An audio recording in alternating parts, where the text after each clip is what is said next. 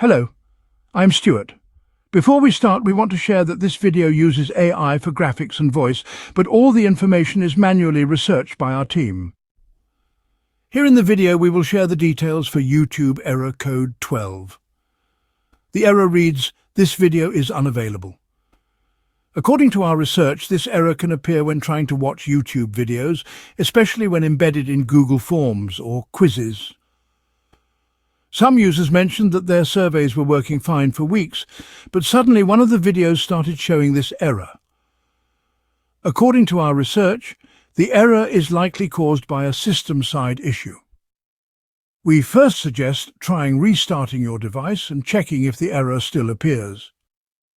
If the error still comes, there is nothing much you can do on your end, since this issue seems to be related to Google's system. We suggest you wait for some time and try again later. Meanwhile, you can report the issue to Google support to make them aware of the problem. Thanks for watching. This is all we have for the error. If this video helped, don't forget to like, share and subscribe. Have any questions or issues? Drop them in the comments below. See you in the next one.